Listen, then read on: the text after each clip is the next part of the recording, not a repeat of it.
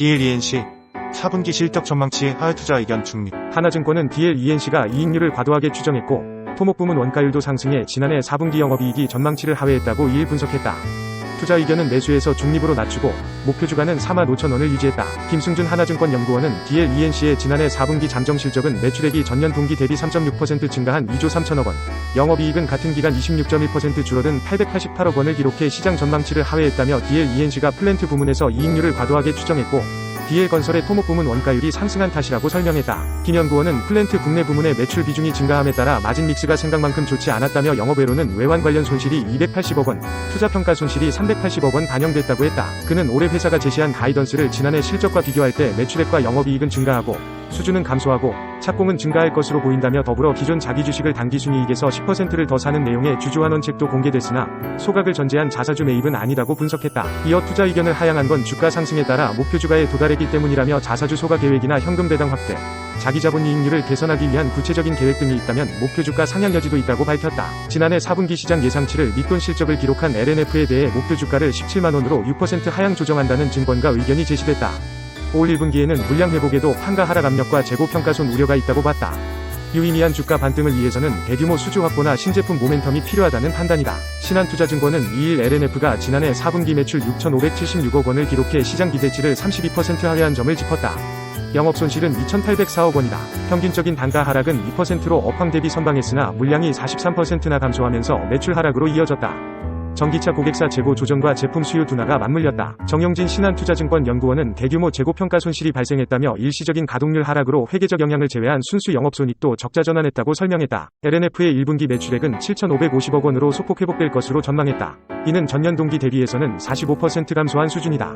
NCMOE3 제품 수요 부진 속 NCMA 중심 물량이 증가할 것으로 봤다.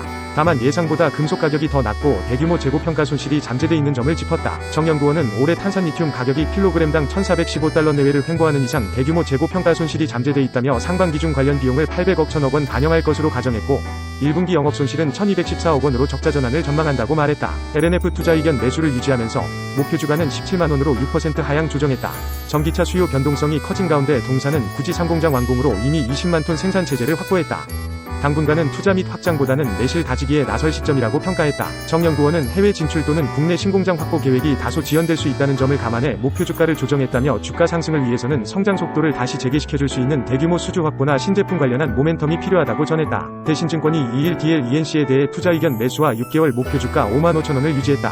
기대치 대비 실적이 못 미친 것은 아쉽지만 주요 포인트였던 플랜트 매출 성장, 주택원가 개선이 확인됐다는 점에서 여전히 성장과 안정성 모두 높다고 판단했다. 이태환 대신증권 연구원은 지난해 4분기 연결 기준 매출액은 전년 동기 대비 3.6% 늘어난 2조 3,400억 원, 영업이익은 26.2% 감소한 887억 원을 기록했다며 잠정치는 대신증권 추정 및 시장 컨센서스를 밑돌았다고 했다. 이어 주택 부문에서 계획 대비 실제 도급증액의 차질이 나타나면서 원가율이 예상보다 높게 나타났으나 별도 기준 원가율이 전 분기 대비 2.0% 피 내린 90.9%를 기록하며 개선 추세는 유지됐다고 설명했다. 또 실적 성장이 본격화되는 플랜트 매출은 4분기 별도 플러스 현지법인 합산 기준 6,767억 원을 기록해 전분기 대비 29% 상승을 시현했다며 S-오일 샤인, 러시아 발틱, 미국 GTPP 등 대형 현장 매출 진행이 올라오면서 성장세를 유지할 것이라고 분석했다. 한편 연간 연결 수주는 전년 동기 대비 25% 늘어난 14조 9천억 원, 신규 착공은 71.9% 줄어든 6,176세대로 마감했다고 덧붙였다. 그는 2024년 연결 기준 연간 가이던스로 수주 11조 6천억 원, 매출 8조 9천억 원,